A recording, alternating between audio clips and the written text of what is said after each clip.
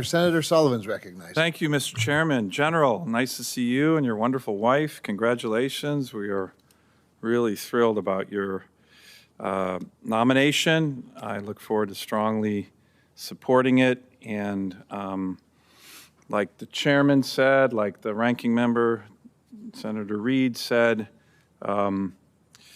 you are very qualified.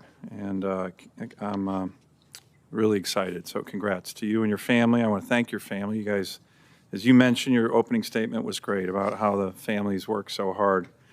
So it's not surprising to you, I'm going to talk a little bit about Alaska. Now, the great news, one of the many attributes you have is you know a lot about Alaska.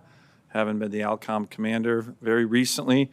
But not to disappoint my colleagues here, I just want you to just remind everybody what Billy Mitchell said about Alaska when he was talking about Alaska. Billy Mitchell said that Alaska was the most strategic place on Earth, and whoever controlled Alaska controlled the world. Great. And do you agree with the father of the U.S. Air Force? I do believe that it is the most strategic spot on Earth. Great. Well, that's great to hear. So do our adversaries. You and I talked about this yesterday. Can you put the other one up? We've had a lot of Russian and Chinese incursions into our ADIS, into our EEZ, joint Russian-Chinese incursions. That makes no news down here in the lower 48, by the way. We've had 7, if you include Putin's flight to Alaska, incursions into our airspace since August. So, General, can you just talk briefly, because you know better than anyone, are those easy missions? You know, people are like, oh, yeah, an incursion, no big deal. Talk a little bit about our great Air Force. They fly 1,000 miles. They got to get tanked 3 different times. By the way, I love Michigan, but no offense.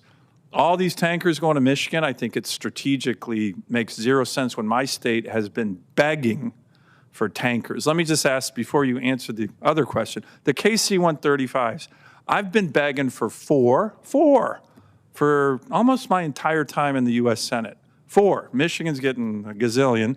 No offense, but they're not. Billy Mitchell did not call Michigan a, strategic place at all. Every Secretary of the Air Force and Chief of Staff of the Air Force in this hearing has said to me, Senator, we'll get you those 4 KC-135s. I've been waiting 10, I was going to use an adjective, but I'll just be calm, 10 years for that. Can I get your commitment to fulfill the commitments of, I think, 4 Chiefs of Staff and Secretaries of the Air Force to get at least 4 KC-135s? My view, we should have at least a squadron of KC-46s because every aircraft in the world, if they're going to surge to China for a war, are going to fly right over Alaska. Can I get your commitment on those KC-135s? You know the issue very well. It's a real frustration of mine, and I can't figure it out. 5,000, tankers to Michigan, 0 to Alaska. It makes 0 sense.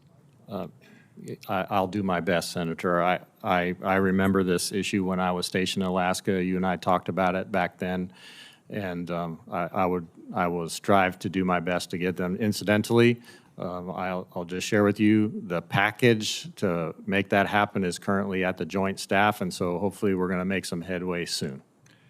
Good. I would like just an update once you get confirmed on where we are, and that's an enormous frustration of mine. But other infrastructure that we're talking about, talk about briefly, because I have a few more questions on the intercept missions, right? People think, oh, it's a piece of cake. It's not a piece of cake. Our airmen do it so well up in Alaska, once a week almost. Those are real-world missions with Russian Bear bombers, MiG fighters, sometimes Chinese. How tough are those missions, and how much more infrastructure do we need to carry them out? Pretty tough. Like you said, sometimes the intercepts are 1,000 miles apart when they begin. That is not easy to do, and the environment is a harsh environment, as you know. It could be completely dark in the wintertime north of the Arctic Circle. Tough weather to deal with. There's not a lot of infrastructure if you have an emergency to land at, and so that's the point you're making, which I totally agree with. You have to have some alternatives. So the NORTHCOM commander and the INDOPACOM commanders testified here about needing more infrastructure to address these Russian and Chinese incursions in our airspace and our waterways.